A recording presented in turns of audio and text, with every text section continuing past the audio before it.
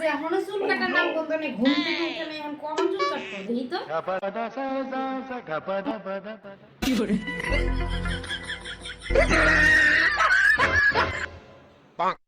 শুভ, ওই শুভ, ও ওঠ, তাড়াতাড়ি ওঠ, ওঠ, ওঠ, চুল কাটতে যাবি না? ওঠ।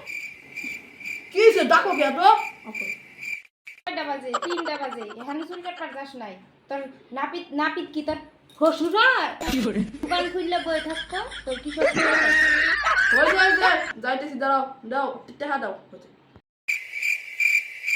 না আমি দেখো চুল কাটা কি করছি দেখছো? মা গো, কি সুন্দর হইছে, শাহরুখ খান হইছে। দেখি দেখি দেখি দেখি, ওই দেখো ও মা, কি সুন্দর। দুদিন পরে ফিল্মে যাবো, অ্যাক্টিং করবো। তাই নাকি? ও তোর যে আমি 50 টাকা দিলাম, আর 20 টাকা কই? কি বলে 50 টাকায় চুল কাটা, এখন আর আগের যুগ নাই। 30 টাকা নেয় না, কোনো 50 টাকায় নেয়। 3 বছর আগে চুল কাটছিলি যখন, তখন নিছিলি 30 টাকা, মানে এখন 50 টাকা কি বাইরে যাবো গা? বিশ্বাস করলে করো, না করলে নাই।